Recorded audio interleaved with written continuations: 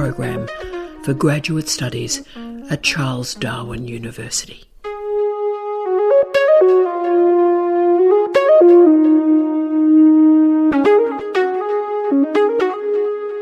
Hello, I'm Tara Brabazon and I'm the Dean of Graduate Studies at Charles Darwin University. Welcome to this Touchstone Endings session on the co-authorship form. The co-authorship form is submitted by higher degree students at Charles Darwin University when they submit their thesis. Now, I know a form is about as popular as Satan at a wedding, and the idea of a student filling in a form when they're tired and about to submit a thesis may seem cruel and dreadful. But the only thing worse than a higher degree examination is when something goes wrong with a higher degree examination, such as when examiners question the authorship, the academic integrity, the research integrity of a chapter or a section of the thesis. You see, the higher degree must be the student's work, and the first task of an examiner when assessing that student's work is to ensure and guarantee the integrity of the research. We must confirm that it is the student's research, it is their writing, it is their degree, and it is their knowledge that is being assessed. When the situation becomes confused and worrying for examiners, and indeed the rest of us, is when there is any question or doubt or confusion about whether the contents of the thesis are actually the student's work. But of course, in many systems around the world, this research integrity check is verified through an oral examination.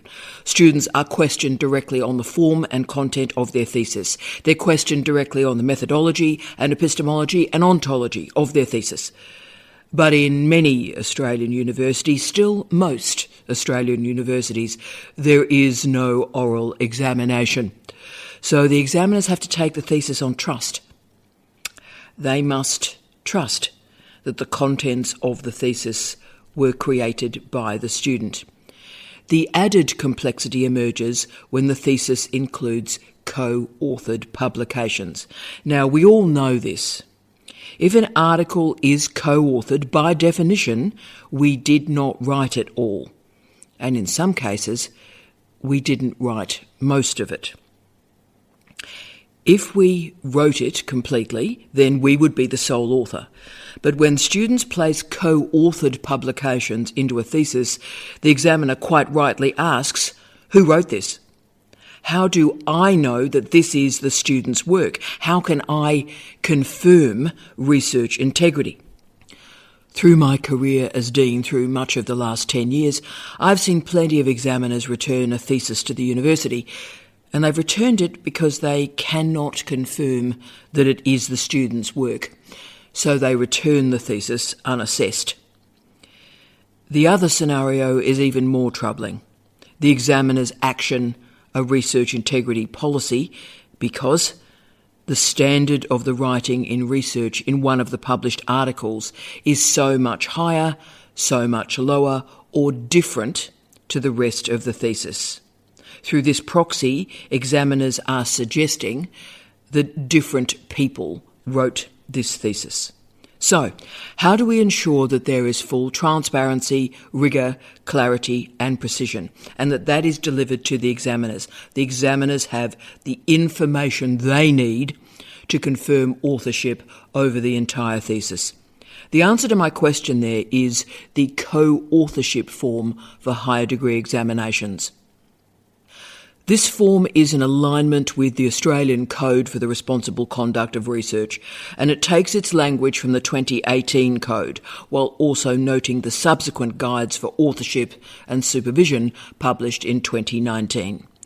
After students have filled in their intention to submit form, and they are indeed about to submit their thesis, they fill in a short form about each of their publications. The co-authorship form lists the publications that are included in part or in full in the thesis. What is presented? Well, we have the title of the publication, where it was published, that is, the full reference. If it's currently under review, then the full details of that research must also be presented. multi-authored papers may be included in the thesis, provided that the student is the primary first author. There must be a clear statement for each publication recording the percentage of each author's contribution to the publication, from conceptualisation, research design, through to realisation, published. And each of the authors must provide permission for the use of their work, to be included in the thesis, and that confirmation is presented via this form. The form is required for each of the publications. It includes the student's full details, their degree, the title of the thesis, then the details of the publication are presented. Title, full publication details, the section of the thesis where the publication is referred to or deployed in some form. At this point, the student's contribution is listed as a percentage, and it's listed as a percentage through 3 specific variables. What percentage of the research design was the student's work? What percentage of the data collection and analysis was the student's work? What percentage of the writing and editing was the student's work? And this student contribution must be summarised and presented in prose, only a couple of sentences, but at the conclusion of this form. The final stage of the form is the approvals, where 3 of the co-authors list their name and they sign the form and date the form. So these 3 co-authors are signing that they agree to the student's declared contribution via a percentage. This means that the contribution of the student and the contribution of the co-authors is being presented with clarity, and all parties verify this contribution. And this form is then supplied to the examiners. If there is a disagreement, then it can be managed or resolved at this point, before the submission of the thesis. With this form, research integrity has been confirmed by the student.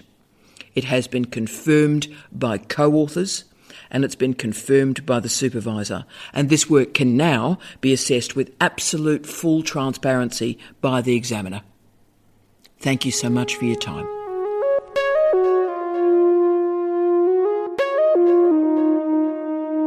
Thank you for listening to Touchstones, our professional development program for graduate studies at Charles Darwin University.